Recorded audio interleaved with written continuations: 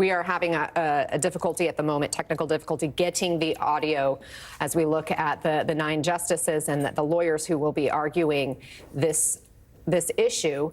And we should be able to get that audio any moment. In the meantime, let's continue the conversation. Yeah, I mean, this is going to be happening in just moments. The Supreme Court is already in the focus period of this case. And so a state is accelerating the deadline to meet a constitutionally imposed qualification and is thereby violating the holding of term limits. And in this situation, a ruling from this court that affirms the decision below would not only... Your argument is that it's not self-executing, but then in that case, what would the role of the state be?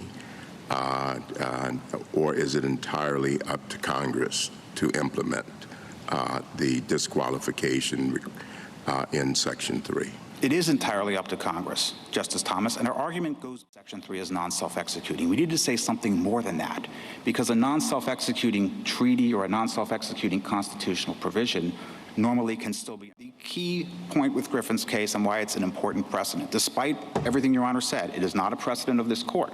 But Griffin's case provided the backdrop against which Congress legislated the Enforcement Act of 1870 when it first provided an enforcement mechanism for Section 3. And did away with it later. Determination. Because we don't know whether President Trump will be excused before he's sworn in, if he wins the election, on January 20th, 2025. And a court that is saying that President Trump has to show now, today. A person who previously took the presidential oath is not subject to disqualification? We are arguing both, Your Honor. I don't see that in your brief. Well, I see a lot of focus on the second, but not on the first. There is definitely more focus on the second, and we acknowledge that we have a somewhat heavier lift on the first point. Why? It seems to me that you have a list and President is not on it.